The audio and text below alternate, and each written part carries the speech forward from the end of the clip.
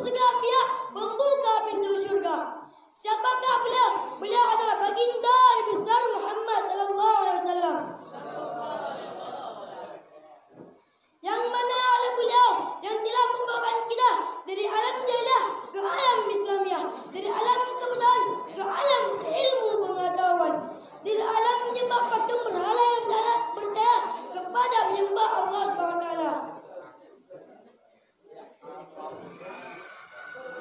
Saya sebagai santri didik sekaligus didik tidak lupa mengatakan kata-kata perhormatan saya kepada Al-Mukarram Syekhul Kiram wal Muhtaram Abi beserta keluarga,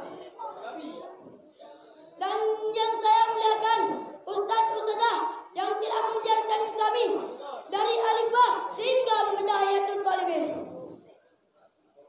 dan perhormatan saya kepada abang-abang Ustaz yang rela sudinya mengatur kami dari bangun tidur sehingga tidur lagi, dan perhormatan saya kepada dewan juri yang telah menilai kami dengan seadil-adilnya,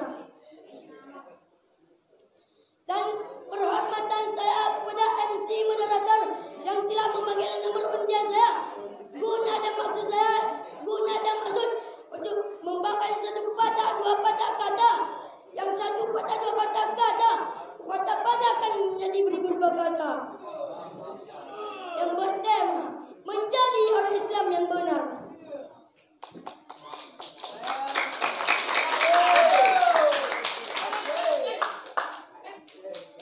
Islam mengajarkan kepada kita keesaan Allah, menyamakan Allah dianggap sebagai dosa yang paling besar. Allah adalah satu. Allah tidak bisa dipersamakan. Allah tidak mempunyai istri, tidak mempunyai anak, tidak mempunyai musuh, tidak mempunyai orang tua, dan tidak satu pun yang merupainya. Dia yang maha awal, Dia yang maha akhir, Dia pencipta. Pendeknya, Dia pemilik segala sifat yang maha tinggi. Allah pencipta para utusan, pencipta para malaikat, pencipta jiwa roh, pencipta pepohonan dan batu-batuan. Oleh karena itu, kita yang menyembah Al-Masih, yang dimaksud dengan Al-Masih adalah raja kafir.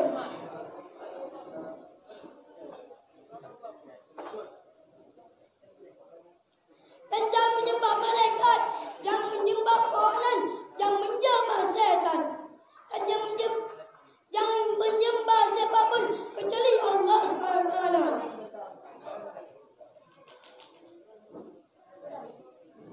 Di dunia ini tidak pantas kita sembah kecuali Allah Subhanahu wa taala. Hanyalah Allah yang patut kita sembah, dan kepada Allah lah meminta ampun dan pertolongan.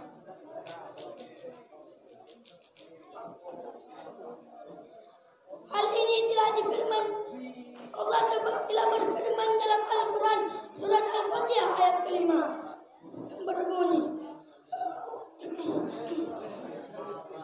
A'udzu billahi minasy syaithanir rajim.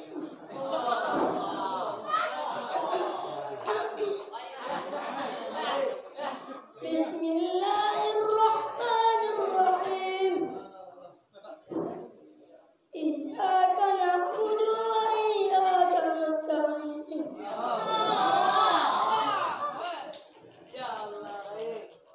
Sesungguhnya